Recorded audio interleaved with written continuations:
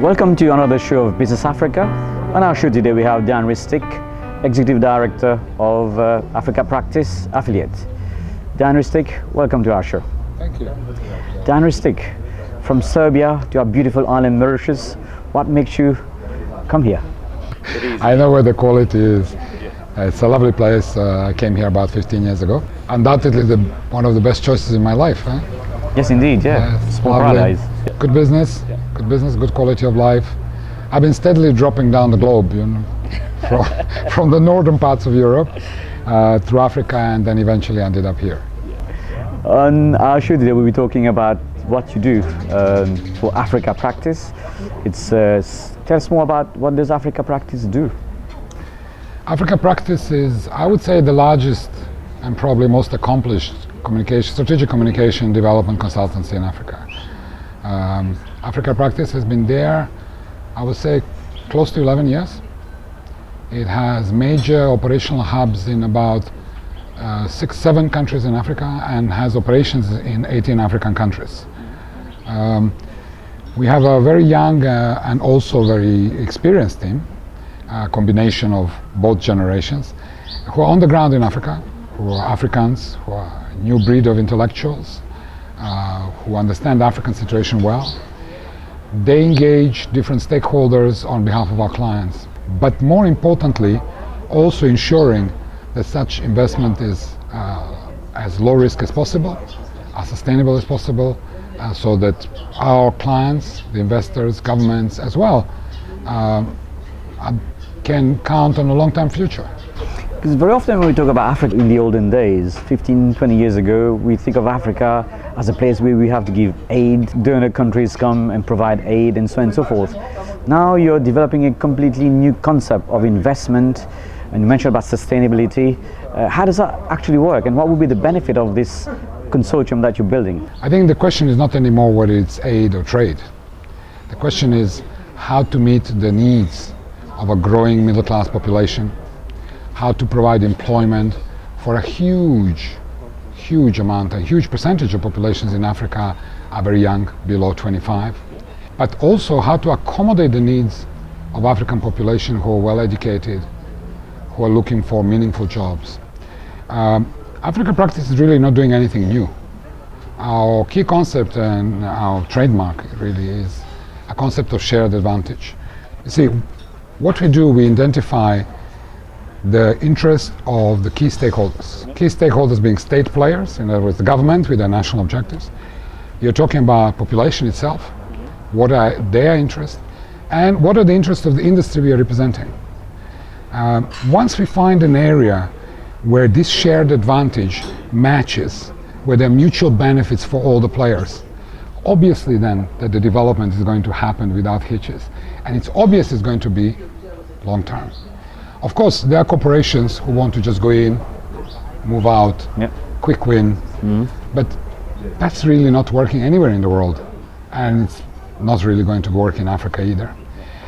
The reason we are able, over the last 10 years of existence, to provide services to the top world corporations, and I would just like to highlight our clients include giants like Microsoft, Coca-Cola, Unilever, Rio Tinto Mining, big multinational, Actis in financial services and so on, is because, number one, we understand the local market. You know, we don't assess the market from far away. You don't even prescribe.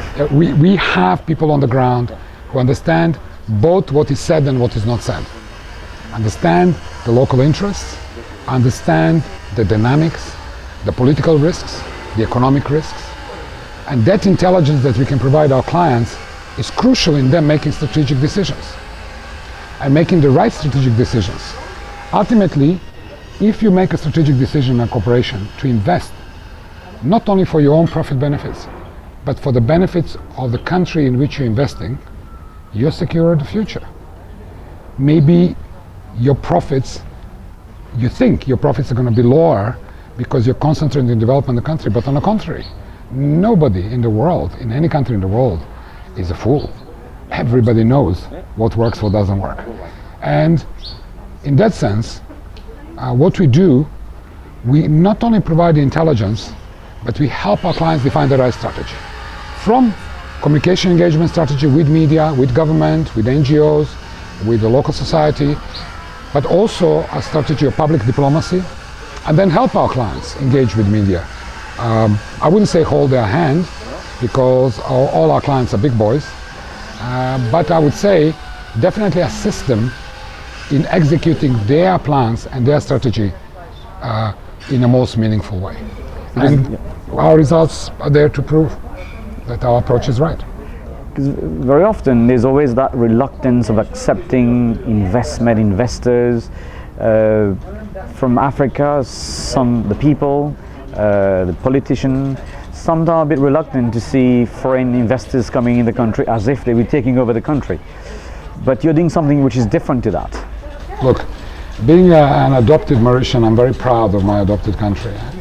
Mauritius is the stellar example of how to create an environment in which the investors feel not only welcome, but they're given an opportunity to create a local benefit for a local country and also benefits for them. I think we can say that Mauritius is a good example for all African countries. It is true, not everybody in Africa has aligned their strategies for attracting foreign direct investment.